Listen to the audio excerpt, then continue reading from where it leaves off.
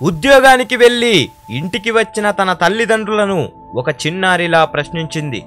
చిన్నారి, అమ్మా, నాన్న, మన ఇంటి బీరువా తాళాలు మన ఆయాకి ఎందుకిచ్చి వెళ్ళరు నాన్న? పేరెంట్స్, అలాంటివన్నీ ఆయాకి ఇవ్వకూడదు నాన్న. చిన్నారి, మన బీరువాలోని నగలు డబ్బు ఆయాకి ఎందుకివ్వరో అదైనా చెప్పండి నాన్న. పేరెంట్స్, నగలు డబ్బు ఎవరైనా ఆయాకిచ్చి వెళ్తారా అమ్మా?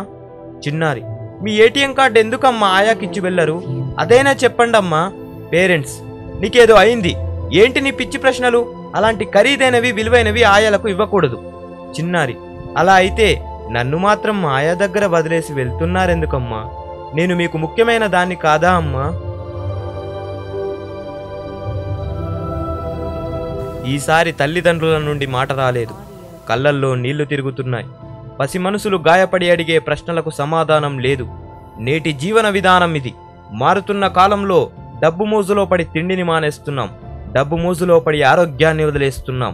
డబ్బు మోజులో పడి మానవత్వాన్ని వదిలేస్తున్నాం. డబ్బు మోజులో పడి సంస్కారాన్ని వదిలేస్తున్నాం.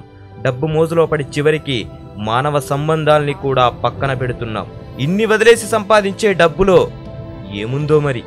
బ్రతకడం కోసం డబ్బు కావాలి, కానీ ఇక్కడ డబ్బు కోసం బ్రతుకుతున్నాం. ఇప్పుడైనా ఆలోచించు మిత్రమా. డబ్బు కాదు ముఖ్యం, అనుబంధాలు ముఖ్యం.